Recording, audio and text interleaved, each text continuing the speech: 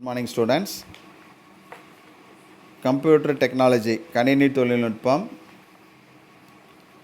lesson 4 பல்லுடகம் மற்றும் கணிப்பொறி பதிப்பகம். நம்ம இந்த 4th லெசனை பற்றி இப்போ படிச்சுட்டு இருக்கோம்.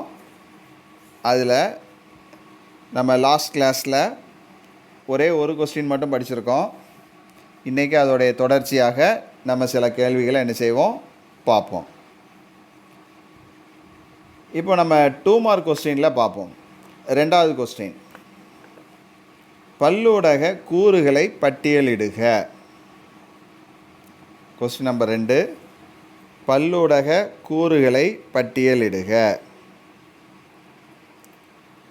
பேஜ் நம்பர் 140, 4.3 பல்லூடகத்தின் கூறுகள்.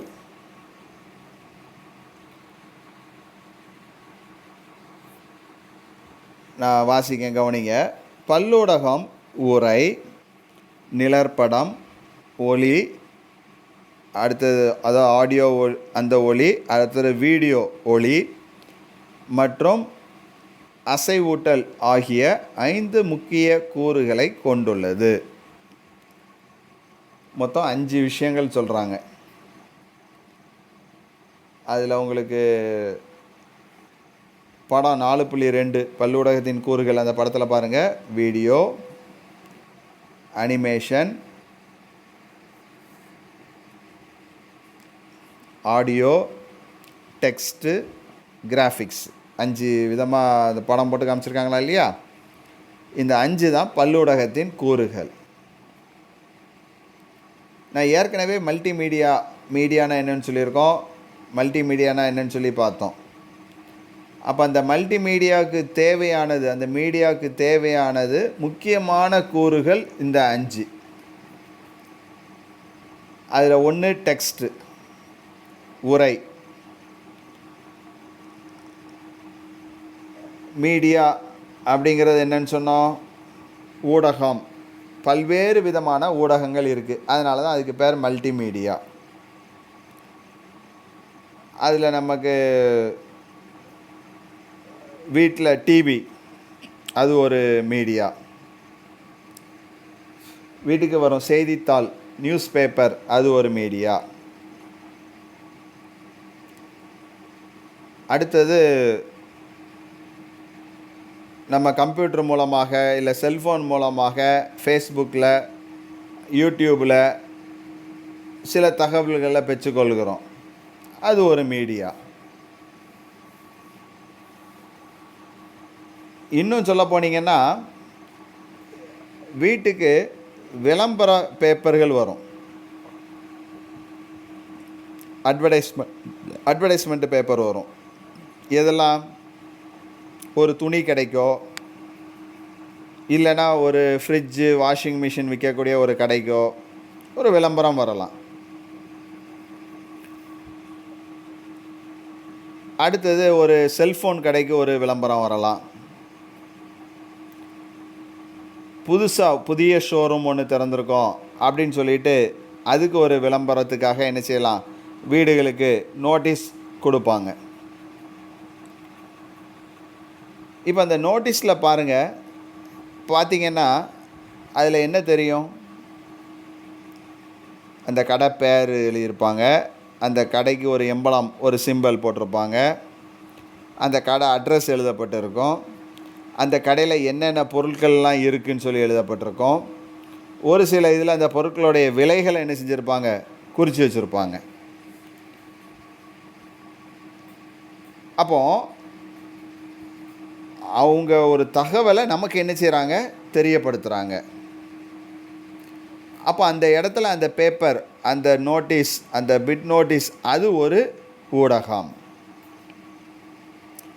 இப்போ அந்த ஊடகத்துக்குள்ளே என்னெல்லாம் இருக்குது, எழுத்துக்கள் இருக்குது, டெக்ஸ்ட் இருக்குது, கடை அட்ரஸ் இருக்கும், பேர் இருக்கும், அவங்ககிட்ட என்னென்ன பொருள்லாம் இருக்குதுன்னு சொல்லியிருக்கோம். இது எல்லாமே எழுத்துக்கள், டெக்ஸ்ட், உரை.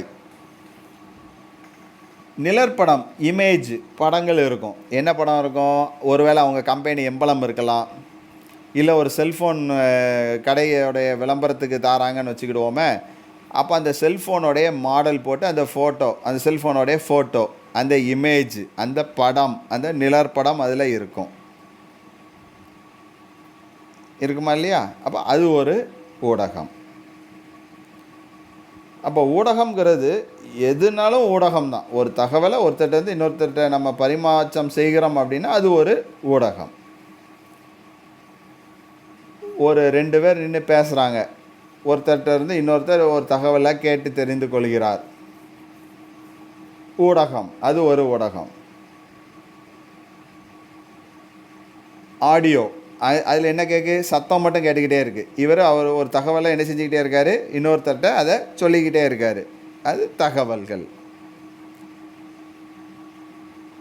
இதை தான் நம்ம என்ன சொல்கிறோம் அப்படின்னா மல்டிமீடியா, பலவிதமான ஊடகம் அப்படின்னு சொல்லி நம்ம சொல்கிறோம். இப்படி எக்ஸாம்பிள் நிறைய சொல்லிக்கிட்டே போகலாம். இதில் எந்த ஊடகமாக இருந்தாலும் இந்த கூறுகள், இந்த மீடியாவுடைய கூறுகள் கண்டிப்பாக அதில் அடங்கியிருக்கும். அது என்னெல்லாம்? அதுதான் முக்கியமான கூறுகள். அப்போ நீங்கள் இதை மட்டும் எழுதினா போதும். என்னெல்லாம் எழுத போகிறீங்க? உரை, நிழற்படம், ஒளி, அடுத்தது ஒளி மற்றும் அசைவூட்டல். இவ்வளோத்தையும் எழுதிட்டா ஒரு 2 மார்க் கொஸ்டின். அப்போ ரொம்ப எளிதாக என்ன செஞ்சிடலாம், இந்த கொஸ்டினுக்குரிய பதிலை எழுதிடலாம். சரி, அடுத்தது பார்ப்போம். 3வது கொஸ்டின்.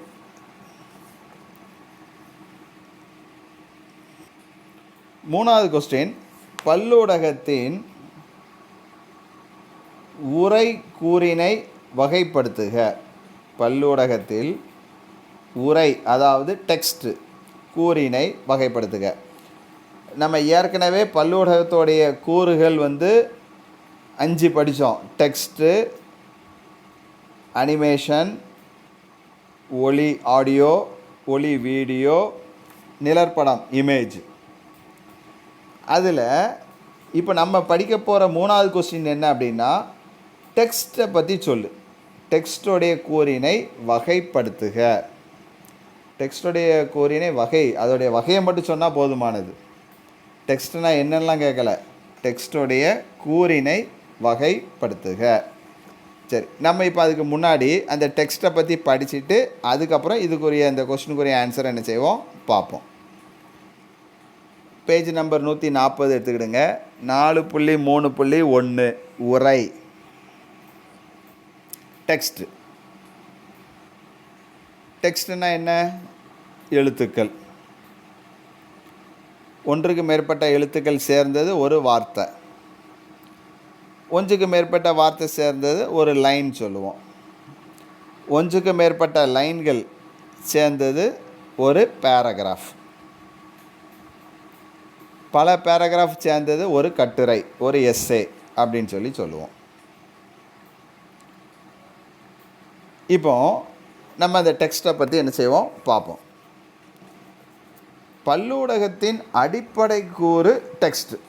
ரொம்ப முக்கியமான கூறு என்னதுன்னா டெக்ஸ்ட்டு. இந்த டெக்ஸ்ட்டு இல்லாமல் ஊடகத்தில் எதுவுமே இருக்காது. ஒரு நியூஸாக இருந்தால் கூட வீடியோ ஓடிக்கிட்டே இருந்தாலும் கீழே அந்த டெக்ஸ்ட் எழுத்துக்கள் என்ன செஞ்சுக்கிட்டே இருக்கும், வந்துக்கிட்டே இருக்கும். அதே மாதிரி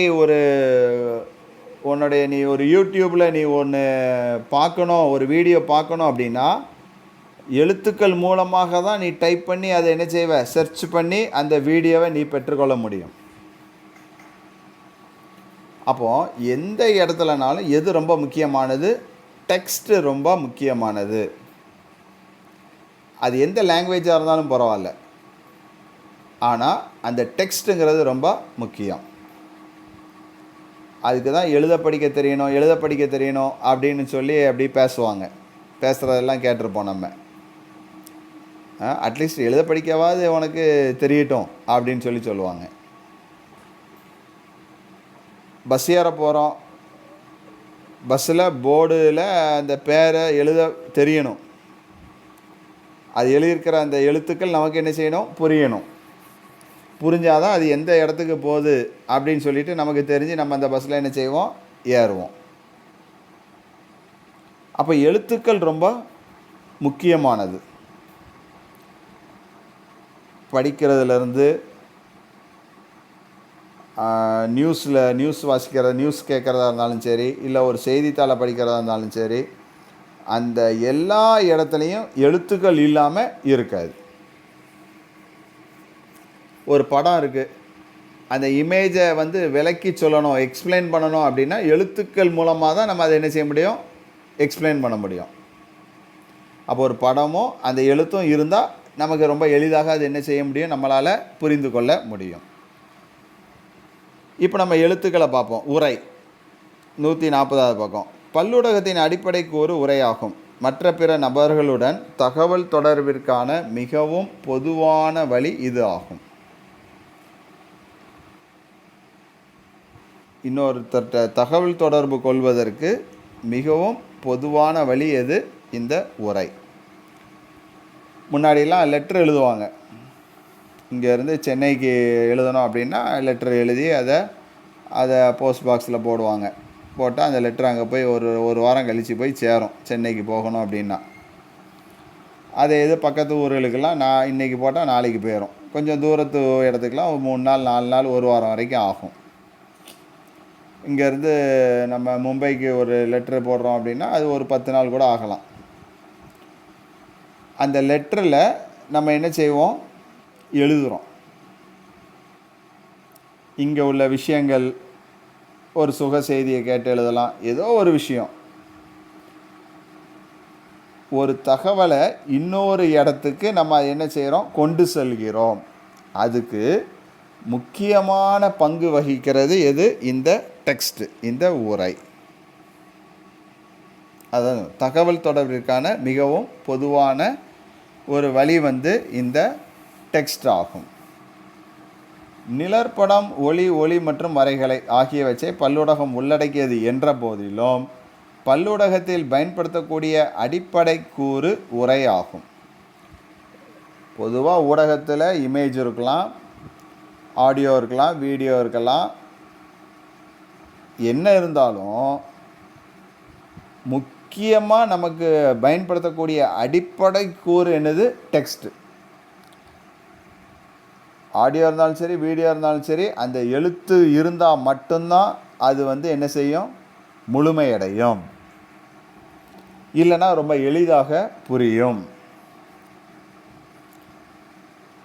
ஒரு நியூஸ் சொல்கிறான், நமக்கு என்னன்னே புரியல அப்படின்னா நம்ம அதை என்ன செய்வோம், அதை பார்ப்போமா? அந்த நியூஸ் சேனலில் பார்க்க மாட்டோம். நமக்கு ரொம்ப எளிதாக புரிந்து கொள்ளக்கூடிய சேனல் எதுவோ அதை தான் நம்ம என்ன செய்வோம், பார்ப்போம். அதில் ரொம்ப முக்கிய பங்கு வகிக்கிறது இதுதான் டெக்ஸ்ட்டு. இந்த டெக்ஸ்ட் இல்லாமல் எதுவுமே என்ன செய்யாது, இருக்காது அப்படின்னு சொல்லி இதில் நம்ம என்ன செய்கிறோம், பார்க்குறோம். அதில் 2 வகையான டெக்ஸ்ட் இருக்குது. ஒன்று நிலையான உரை, இன்னொன்று மீ உரை. ஒன்று ஸ்டாட்டிக் டெக்ஸ்ட்டு, இன்னொன்று ஹைப்பர் டெக்ஸ்ட்டு. இப்போ தான் நம்ம கொஸ்டினுக்குரிய பதிலை என்ன செய்கிறோம், படிக்கிறோம். கொஸ்டின் என்ன? பல்லூடகத்தில் உரை கூறினை வகைப்படுத்துக. டெக்ஸ்டோடைய அந்த கூறு, அதில் 5 கூறுகள் இருக்குது. அதில் ஒன்று என்னது? டெக்ஸ்ட்டு. அந்த டெக்ஸ்ட்டை என்ன செய்கிறாங்க, வகைப்படுத்துக. இதுதான் கொஸ்டின். அப்போ இதுக்கு நீங்கள் எது மட்டும் எழுதுனா போதும், நிலையான உரை, அடுத்தது மீ உரை, ஹைப்பர் டெக்ஸ்ட்டு, ஸ்டாட்டிக் டெக்ஸ்ட்டு, இந்த 2 எழுதுனா மட்டும் போதுமானது. இப்போ நம்ம கொஞ்சம் ஸ்பீடாக இந்த ஸ்டாட்டிக் டெக்ஸ்ட்னா என்ன, ஹைப்பர் டெக்ஸ்ட்னா என்னங்கிறத நம்ம என்ன செய்வோம், பார்ப்போம். ஒரு தலைப்பிலோ அல்லது ஒரு வரியிலோ அல்லது ஒரு பத்தியிலோ ஒரு ஹெட்டிங் தலைப்போ இல்லை ஒரு வரி, ஒரு லைன், அல்லனா ஒரு பேராகிராஃப், ஒரு பத்தியிலோ உரை அல்லது சொல் மாறாமல் இருந்தால் அது நிலையான உரை. அதில் எந்த விதமான சொல் மாறாமல் அது அப்படியே இருந்ததுன்னா அதுதான் ஸ்டாட்டிக் டெக்ஸ்ட்டு. படங்களை விளக்குவதற்கு படத்தோடு உரையும் கொடுக்கப்படுகிறது. ஒரு படத்தை விளக்கணும் அப்படின்னா அதோடு சேர்ந்து ஒரு டெக்ஸ்ட் இருந்தால் தான் அது உங்களுக்கு எளிதாக அது என்ன செய்யும், புரிந்து கொள்ள முடியும். இப்போ அந்த சின்ன பிள்ளைங்க புக்ஸ்லலாம் பிக்சர் இருக்கும். Tiger, lion. அப்போ ஒரு டைகர், ஒரு புலியோடைய படத்தை வரைஞ்சி அது ஒரு புலியோட ஒரு இமேஜ் இருக்கும். அந்த இமேஜுக்கு கீழே டைகர் அப்படின்னு சொல்லி எழுதியிருப்பாங்க. அப்போ அந்த பிள்ளைங்க அந்த எழுத்துக்கூட்டி அதை படித்து அந்த படத்தையும் பார்க்கும்போது அவங்களுக்கு அது எளிதாக புரிந்து கொள்ளும். லயன், அப்போது சிங்கம் இமேஜை போட்டு கீழே லயன் அப்படின்னு எழுதியாச்சுன்னா LION லயன். அப்போ லயன்லாம் இப்படி தான் இருக்கும் அப்படின்னு அந்த பிள்ளைகளை என்ன செய்யும், எளிதாக விளங்கி கொள்ளும். அதுக்கு தான் சொல்லணும், ஒரு படத்தோடு உரையும் சேர்த்து கொடுக்கப்படுகிறது. நிலையான உரையில் சொற்கள் தகவலை வழங்கும். இந்த நிலையான ஸ்டாட்டிக் டெக்ஸ்ட்டில் அந்த சொல் அது நமக்கு ஒரு தகவலை சொல்லும், ஒரு செய்தியை நமக்கு அது என்ன செய்யும், சொல்லும். அல்லது நிழற்படம் அல்லது ஒளிக்காட்சியை ஆதரிக்கிறது. அல்லனா ஒரு இமேஜை அந்த டெக்ஸ்ட் மூலம் அதை ஆதரிக்கிறதுனா என்ன, அந்த இமேஜுக்கு அந்த டெக்ஸ்ட்டு இருந்தால் தான் அது ஒரு சப்போர்ட்டு. அப்போ தான் அது என்ன செய்யும், அந்த இமேஜ் நமக்கு எளிதாக புரியும். ஒரு வீடியோ, அந்த வீடியோவுக்கு ஒரு டெக்ஸ்ட் இருந்ததுன்னா நமக்கு அது ரொம்ப எளிதாக என்ன செய்யும், புரிந்து கொள்ள முடியும். அந்த வீடியோவில் எழுத்துக்கள் இல்லை அப்படின்னா புரிவதற்கு கொஞ்சம் சற்று கடினமாகும். அப்போ அதில் அந்த எழுத்துக்களோடு சேர்ந்து நம்ம அந்த வீடியோவை பார்த்தோம் அப்படின்னா எளிதாக என்ன செய்யலாம், புரிந்து கொள்ளலாம். அதுக்கு தான் அந்த இமேஜுக்கு இல்லைன்னா அந்த வீடியோவுக்கு அது ஒரு சப்போர்ட்டாக அது விளங்குகின்றது. இதுதான் ஸ்டாட்டிக் டெக்ஸ்ட்டு. சரி, அடுத்தது மீ உரை, ஹைப்பர் டெக்ஸ்ட். இந்த ஹைப்பர் டெக்ஸ்ட்டுக்கு பாருங்கள், 141ஆம் பக்கத்தில் படம் 4.5 மீ உரை அப்படின்னு சொல்லி ஒன்று இருக்கா இல்லையா? இந்த கம்ப்யூட்டரில் இந்த லிங்க்கு, அந்த லிங்கை தட்டின உடனே அது உள்ளுக்குள்ளே நிறைய எழுத்துக்கள் டிஸ்பிளே ஆகுது. அநேக வார்த்தைகள், அநேக லைன் வரிகளை ஒரு சின்ன ஒரு எழுத்துக்களுக்குள்ளே நம்ம அதை சுருக்கி கொள்ளுகிறோம். அப்போ அந்த லிங்கை தட்டின உடனே நமக்கு அது உள்ளுக்குள்ளே இருக்கக்கூடிய நிறைய லைன்களோ பத்தியோ பேராகிராஃபோ கட்டுரைகளோ நமக்கு என்ன செய்யுது, டிஸ்பிளே ஆகுது. இதை தான் நம்ம என்னன்னு சொல்கிறோம் அப்படின்னா ஹைப்பர் டெக்ஸ்ட்டு, மீ உரை அப்படின்னு சொல்லி சொல்கிறோம். ஸ்டாட்டிக் டெக்ஸ்ட்டில் அந்த சொல் என்ன செய்யாது, மாறாது. அந்த சொல்லுக்குரிய அர்த்தத்தை தான் கொடுக்கும். அதிலிருந்து இன்னொரு நிறைய விஷயங்கள் அது என்ன செய்யாது, உள்ளடக்கி காணப்படாது. இது ஸ்டாட்டிக் டெக்ஸ்ட்டில். ஆனால் ஹைப்பர் டெக்ஸ்ட்டில் ஒரு வார்த்தை, ஒரு லிங்கில் இருந்து நம்ம இன்னும் அநேக ஒரு வார்த்தைகளோ இல்லைன்னா அநேக ஒரு லைன்களையோ என்ன செய்யலாம், அதில் சுருக்கி அடக்கி வைத்து கொள்ளலாம். அப்போது ஸ்டாட்டிக் டெக்ஸ்ட்னால் என்னென்னு தெரியும், ஹைப்பர் டெக்ஸ்ட்னால் உங்களுக்கு என்னென்னு தெரியும். சரி, இப்போ நம்ம நோட்ஸ் பாருங்கள். மீ உரை என்பது முனையம் மற்றும் முனையங்களுக்கு இடையான இணைப்பு ஆகியவற்றை கொண்டிருக்கும் ஒரு அமைப்பாகும். ரெண்டு விஷயத்துக்கு இடையில் ஒரு இணைப்பை அது என்ன செஞ்சுருக்கும், கொண்டிருக்கக்கூடிய ஒரு அமைப்பாகும். இது தொடர் வரிசையற்ற முறையில் உரையை அணுகுவதற்கு பயனர் பின்பற்ற தேவையான பாதையை வரையறுக்கும். அது ஒரு பாத்தை என்ன செய்யுது, உருவாக்குது. ஒரு இதுக்குள்ளே இருந்து இன்னொரு பாதையை அது என்ன செய்யுது, நமக்கு வரையறுக்கிறது. வேலை அமைப்பின் எழுத்தாளரே இந்த அமைப்பை உருவாக்கியவர் ஆவார். இதை யார் உருவாக்குவா அப்படின்னா அந்த பயனர், யார் அந்த யூஸரோ அவரே அதை என்ன செய்யலாம், கிரியேட் பண்ணலாம், அந்த லிங்கை கிரியேட் பண்ணலாம். மிகவும் அதிநவீன மீ உரை அமைப்பில் தங்களின் சொந்த பாதைகளை வரையறுக்க பயனருக்கு அனுமதி அளிக்கிறது. இது அந்த பயனர், அந்த யூசர் அதை என்ன செய்யலாம், செய்வதற்கு அவருக்கு ஒரு வசதியை அது ஏற்படுத்தி கொடுக்கிறது. மீ உரையில் கடந்து செல்ல பயனருக்கு நெகிழ்வுத்தன்மையும் மற்றும் தேர்ந்தெடுப்பையும் வழங்குகிறது. அதில் ஃப்ளெக்சிபிளாக கொண்டுட்டு போகிறதுக்கோ அது இல்லைனா அதை தேர்ந்தெடுப்பதற்கு அந்த யூஸருக்கு அது பயன்களை வழங்குகிறது. பல்லுலக பொருளில் தகவலை தெரிவிப்பதற்காக உரை பயன்படுகிறது. இந்த டெக்ஸ்ட் மல்டிமீடியாவில் ஒரு தகவலை தெரிவிப்பதற்கு பயன்படுது. நன்கு வடிவமைக்கப்பட்ட வாக்கியங்களையும் பத்திகளையும் பெறுவதற்காக உரையை பொருத்தமான இடத்தில் வைக்க வேண்டும். அந்த டெக்ஸ்ட்டை கரெக்டான இடத்துல வச்சாதான் நமக்கு பார்க்க உடனே நமக்கு அது என்ன செய்யும், எளிதாக புரிந்து கொள்ள முடியும். உரையின் வாசிப்புத்தன்மை, உரையின் இடைவெளி மற்றும் நிறுத்தக்குறிகளை பொறுத்ததாகும். இது சாதாரணமாக நீங்கள் பார்த்தீங்க அப்படின்னா ஹெட்டிங் வந்து பார்த்தீங்கன்னா இந்த நியூஸ் பேப்பரில் கொஞ்சம் போல்டாக இருக்கும். அப்போ இது தலைப்பு அப்படின்னு தெரியும். அப்புறம் உள்ளுக்குள்ளே உள்ள பேராகிராஃப் கொஞ்சம் லைனு அதோடைய எழுத்துக்களுடைய அளவு எப்படி இருக்கும், சின்னதாக இருக்கும். சில இடத்துல டார்க் பண்ணி காமிப்பாங்க. ரொம்ப முக்கியமான இதை என்ன செய்வாங்க, டார்க் பண்ணி காமிப்பாங்க. முக்கியம் இல்லாது லைட்டாக என்ன செய்யும் இருக்கும். அடுத்தது இடைவெளி. ஒரு வார்த்தைக்கு அடுத்த வார்த்தைக்கு இல்லை இடைவெளி, ஒரு லைனுக்கும் அடுத்த லைனுக்குள்ள இடைவெளி, ஒரு பேராகிராஃபுக்கும் அடுத்த பேராகிராஃபுக்குள்ள இடைவெளி, அது ரொம்ப முக்கியமானது. நிறுத்தக்குறி, எந்த இடத்துல நிறுத்தணும், எந்த இடத்துல கமா, எந்த இடத்துல புல் ஸ்டாப், அது கரெக்டாக என்ன செய்யணும், காமிக்கணும். இது எல்லாம் கிளியராக இருந்தால் தான் நமக்கு அது பார்ப்பதற்கு, அந்த டெக்ஸ்ட்டை படிக்கிறதுக்கு நமக்கு ரொம்ப எளிதாக அது என்ன செய்யும், புரிந்து கொள்ளும். எல்லாம் ஒரு கேப்பே இல்லாமல் வரிசையாக எழுதுனா எதாவது புரியுமா, புரியாது. எந்த வார்த்தை, ஒரு வார்த்தைக்கு அடுத்த வார்த்தைக்கு இடைவெளி இருந்தால் தான் நம்ம அதை கேப் விட்டு படிப்பதற்கு எளிதாக இருக்கும்.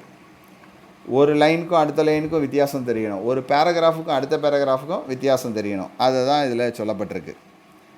அடுத்தது பாருங்கள், மேம்படுத்தப்பட்ட எழுத்துருக்கள் மற்றும் பாணிகளுடன் செய்தி தொடர்பு மிகவும் பொருத்தமானதாகும்.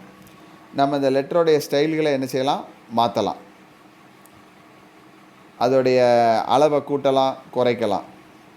இது இந்த செய்தி தொடர்பு மிகவும் பொருத்தமானது ஆகும்.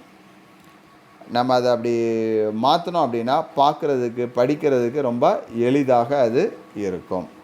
அப்போ நீங்கள் இப்போ இந்த கொஸ்டினுக்குரிய ஆன்சரு இந்த 2 பாயிண்ட் தான் எழுதணும். நிலையான உரை, மீ உரை. நம்ம 2 என்ன அப்படிங்கிறத தெளிவாக படிச்சிட்டோம். ஆனால் அந்த 2 மார்க் கொஸ்டினுக்கு நீங்கள் எழுதக்கூடியது அந்த 2 பாயிண்ட்டை மட்டும் எழுதுங்க. 2 மார்க் கொஸ்டினில் 3வது கொஸ்டின், பல்லூடகத்தில் உரை கூறினை வகைப்படுத்துக அப்படின்னு சொல்லி கேட்டால் 1 நிலையான உரை, 2 மீ உரை. அடுத்து 2 மார்க் கொஸ்டினில் 4வது கொஸ்டின், நிழற்பட கூறினை வகைப்படுத்துக இல்லைன்னா வரிசைப்படுத்துக. பல்லூடகத்தில் நிழற்பட கூறினை வகைப்படுத்துக. பேஜ் நம்பர் 141, பேஜ் நம்பர் 141, 4.3.2 படம், இமேஜ்.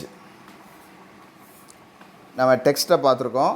இப்போ அடுத்தது என்ன பார்க்க போகிறோம், இமேஜ், படத்தை பற்றி பார்க்க போகிறோம். சரி, இப்போ கவனிங்க. பல்லூடகத்தில் படங்கள் முக்கிய கூறுகளாக செயல்படுகின்றன. எப்படி ஒரு டெக்ஸ்ட் முக்கிய கூறாக இருந்ததோ அதே மாதிரி இமேஜ், ஒரு படம் முக்கிய கூறாக செயல்படுகிறது.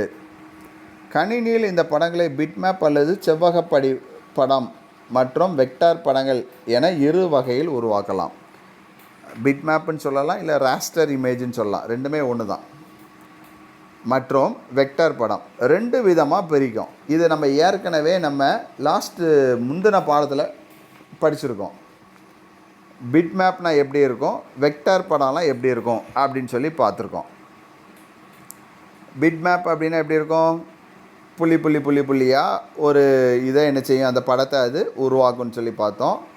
வெக்டார் படங்கிறது கோடுகள் வளைவுகள் மூலமாக அது ஒரு படங்களை உருவாக்கும் அப்படின்னு சொல்லி பார்த்தோம், சின்ன சின்ன கட்டங்கள் மூலமாக அப்படின்னு.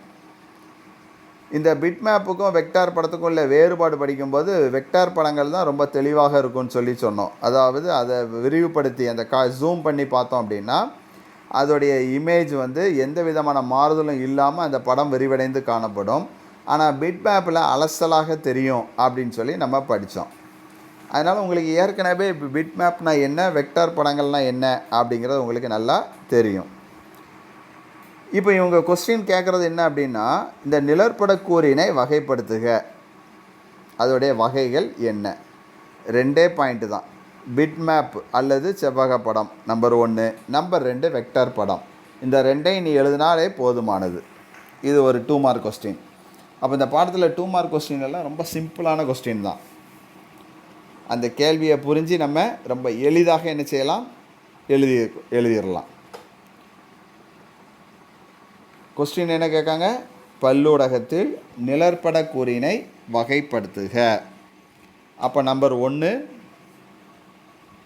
பிட்மேப்பு, அப்படின்னு சொல்லலாம். அல்லனா செவ்வக படம் ராஸ்டர் இமேஜஸ் அப்படின்னு சொல்லலாம். நம்பர் 1. 2 வெக்டர் படங்கள். சரி, நீங்கள் பரீட்சைக்கு இந்த 2 மட்டும் என்ன செஞ்சால் போதும், எழுதினா போதும்.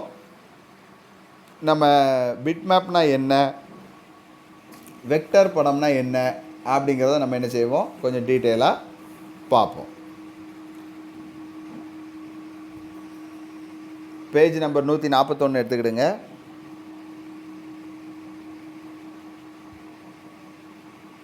அதில் முதலாவது பிட் மேப் அல்லது செவ்வக படங்கள். கணினியில் படங்களை சேமிக்கும் பொதுவான மற்றும் பரந்த வடிவம் பிட்மேப் அல்லது செவ்வக படமாகும். பிட்மேப் என்பது படப்புள்ளி பிக்சல் என்று அழைக்கப்படும் சிறிய புள்ளிகளின் எளிய அணியாகும். நம்ம ஏற்கனவே பிட்மேப்பை பற்றி பார்த்துருக்கோம். அது சின்ன சின்ன புள்ளிகளால் ஆனது தான். ஒரு படத்தை உருவாக்கணும் அப்படின்னா சின்ன சின்ன புள்ளிகள் மூலமாக தான் அது ஒரு படத்தை, ஒரு இமேஜ் அது என்ன செய்யும், உருவாக்கும். அது எந்த அடிப்படையில் இருக்கும் அப்படின்னா, ஒரு மேட்ரிக்ஸ், ஒரு அணி எப்படி இருக்குதோ அதை மாதிரி அந்த படம் என்ன செய்யும், உருவாக்கப்படும். இது செவ்வக படத்தை அல்லது பிட் மேப்பை வடிவமைக்கிறது. ஒவ்வொரு படப்புள்ளியும், அந்த படத்தை உருவாக்குவதற்கு உண்டான ஒவ்வொரு புள்ளியும் 2 அல்லது அதற்கு மேற்பட்ட நிறங்களை கொண்டுள்ளது. ஒரு புள்ளிக்கு 2 அல்லது அதுக்கு மேற்பட்ட நிறங்கள், கலர்கள் காணப்படுதான். பிட்டுகளில் எவ்வளவு தரவு என்பதன் அடிப்படையை பயன்படுத்தி நிறங்களின் எண்ணிக்கையை தீர்மானித்து நிறத்தின் ஆழத்தை தீர்மானிக்கலாம். பிட்டுகளுடைய தரவு எவ்வளவோ அது அடிப்படையில் இதோடைய எண்ணிக்கையை தீர்மானித்து அதோடைய ஆழத்தை தீர்மானிக்கலாம். இப்போ எக்ஸாம்பிளுக்கு பாருங்கள், ஒரு பிட்டுக்கு 2 நிறங்கள் அப்படின்னா 4 பிட்டு என்னன்னா எத்தனை நிறங்கள் வந்துடும், 16 நிறங்கள். அப்போ 8 பிட் அப்படின்னா எவ்வளோ நிறங்கள் இருக்கும், 256 நிறங்கள் இருக்கலாம். இல்லை அதுக்கு மேலேயும் என்ன செய்யலாம், இருக்கலாம். சரி, அப்போ பிட் மேப்னா என்ன அப்படின்னு சொல்லி பார்த்துட்டோம். அடுத்தது வெக்டார் படங்கள். வரையும் கூறுகளான அல்லது பொருட்களான வரிகள், செவ்வகங்கள், வட்டங்கள் மற்றும் பல படங்களை உருவாக்குவது வெக்டர் படங்களின் அடிப்படையில் அமையும். வரியோ, ஒரு கோடோ, செவ்வகமோ, இல்லை ஒரு சர்க்கிள், ஒரு வட்டமோ உருவாக்குவது எந்த அடிப்படையில் தான் உருவாகுது, ஒரு வெக்டர் படங்களின் அடிப்படையில் தான் அது அமையும். படத்தை குறிக்க ஒப்பீட்டளவில் சிறிதளவு தரவு தேவைப்படும். அதன் மூலம் படத்தை சேமிக்க குறைந்த அளவு நினைவகம் தேவைப்படும். இந்த பிட் மேப்பை பொறுத்தளவு அதை சேமிக்கிறதுக்கு நமக்கு நிறைய இடம் வேண்டும். ஆனால் இந்த வெக்டார் வரைபடத்து மூலமாக வரையக்கூடிய அந்த இமேஜ், அந்த படத்துக்கு குறைந்த அளவே நினைவகம் தேவைப்படும். இதுதான் அதோடைய நன்மை, இதுவே அதன் நன்மையாகும். அடுத்தது பாருங்கள், குறுக்கு நுட்பம் கம்ப்ரஷன் டெக்னிக் படங்களின் கோப்பு அளவை குறைக்க பயன்படுகிறது. நம்ம ஒரு படத்தை கம்ப்ரஸ் பண்ணி அனுப்பணும் அப்படின்னா இந்த வெக்டார் படங்கள் மூலமாக வரையப்பட்டதை என்ன செய்யலாம், கம்ப்ரஸ் பண்ணி அனுப்பலாம். அதாவது அதிக எண்ணிக்கையில் படங்களை சேமிக்கவும், அதிக எண்ணிக்கையில் படங்களை என்ன செய்யலாம், நம்ம இதில் சேமித்து கொள்ளலாம். வலைப்பின்னலில் உள்ள பயன்பாடுகளுக்கிடையே பரிமாற்றத்தை வேகப்படுத்தவும், நம்ம ஸ்பீடாக அதோடைய வேகத்தை என்ன செய்யலாம், ஸ்பீட் பண்ணலாம். அதாவது ஒரு இடத்துலேருந்து இன்னொரு இடத்துக்கு நம்ம அதை மாற்றுறோன்னு வைங்க, அந்த படத்தை இமேஜ் அனுப்புகிறோன்னு சொல்லுங்கள். அனுப்பும்போது இந்த வெக்டர் படம் ரொம்ப ஸ்பீடாக என்ன செய்யலாம், அதை அனுப்பி வைத்து கொள்ளலாம். இந்த நோக்கத்திற்காக பயன்படுத்தப்படும் பல்வேறு குறுக்க வடிவமைப்புகள் அப்படின்னு சொல்லி ஒரு எக்ஸாம்பிள் கொஞ்சம் கொடுத்துருக்காங்க. ஜிஃப், டிஃப் மற்றும் ஜேபிஇஜின்னு என்ன செஞ்சுருக்காங்க, கொடுத்துருக்காங்க. ரைட், இப்போ நம்ம இதில் நம்முடைய கொஸ்டினுக்கு உரிய ஆன்சர் நம்ம எதை மட்டும் எழுதினா போதும், பிட் மேப் அல்லது ராஸ்டர் படங்கள் 1, 2வது வெக்டார் படங்கள். இது உங்களுக்கு புக் பேக்கில் உள்ள கொஸ்டின் நம்பர் 4. கொஸ்டின் நம்பர் 4 எப்படி கேட்காங்க, பல்லூடகத்தில் நிழற்பட கூறினை வகைப்படுத்துக அப்படின்னு சொல்லி கேட்டால் நீங்கள் இந்த 2 பாயிண்ட்டை என்ன செய்யணும், எழுதிடணும். நம்ம டீட்டெயிலாகவே படிச்சிட்டோம். பிட் மேப்னால் என்னன்னு சொல்லி பார்த்துட்டோம். அடுத்தது வெக்டார் படங்கள்லாம் என்னன்னு சொல்லி பார்த்துட்டோம். சரி, இப்போ இன்றைக்கி கிளாஸில் நம்ம 3 கொஸ்டின் பார்த்துருக்கோம். 2 மார்க் கொஸ்டினில் 3 கொஸ்டின். எந்த கொஸ்டின் எல்லாம் பார்த்துருக்கோம் அப்படின்னா, கொஸ்டின் நம்பர் 2, பல்லூடக கூறுகளை பட்டியலிடுக. ரொம்ப எளிதான கேள்வி. ஒளி ஆடியோ வீடியோ நான் வச்சுக்கிடுங்க. அடுத்தது டெக்ஸ்ட்டு, அடுத்தது நிழற்படம் இமேஜ். மொத்தம் 5 விதமான கூறுகளை அது உள்ளடக்கி காணப்படுகிறது. இதை மட்டும் நம்ம எழுதினா போதும். அடுத்தது 3வது கொஸ்டின், பல்லூடகத்தில் உரை கூறினை வகைப்படுத்துக. என்னென்ன டெக்ஸ்ட்லாம் இருக்குது? 2 விதமானது தான். நம்பர் 1 ஸ்டாட்டிக் டெக்ஸ்ட்டு, நிலையான உரை. அடுத்தது ஹைப்பர் டெக்ஸ்ட்டு, மீ உரை அப்படின்னு சொல்லி பார்த்தோம். அடுத்தது 4வது கொஸ்டின், பல்லூடகத்தில் நிழற்பட கூறினை வகைப்படுத்துக. ஒரு இமேஜோடைய கூறு, மொத்தம் கூறில் 5 பார்த்தோம். அதில் டெக்ஸ்டோடைய வகை பார்த்துட்டோம். அடுத்தது நிழற்படம், ஒரு இமேஜோடைய கூறு. 2 தான், ஒன்று பிட் மேப், இன்னொன்று வெக்டார் படம். 2 எழுதுனா போதுமானது. அப்போ மொத்தம் 3 சின்ன கொஸ்டின் மட்டும்தான் இந்த கிளாஸில் பார்த்துருக்கோம். ரொம்ப சிம்பிளான கொஸ்டின் தான். 2 செகண்டில் இந்த கொஸ்டின்களெல்லாம் என்ன செஞ்சிடலாம், படிச்சிடலாம். அன்னன்னைக்குரிய பார்த்து அன்னன்னைக்கு என்ன செய்யுங்க, படித்து எழுதி பார்த்துருங்க. அப்படின்னா பரீட்சைக்கு ரிவைஸ் பண்ணும்போது ரொம்ப எளிதாக இருக்கும். நம்ம அடுத்த கிளாஸில் இனிமேல் அடுத்த கேள்விகளை பற்றி என்ன செய்வோம் பார்ப்போம்.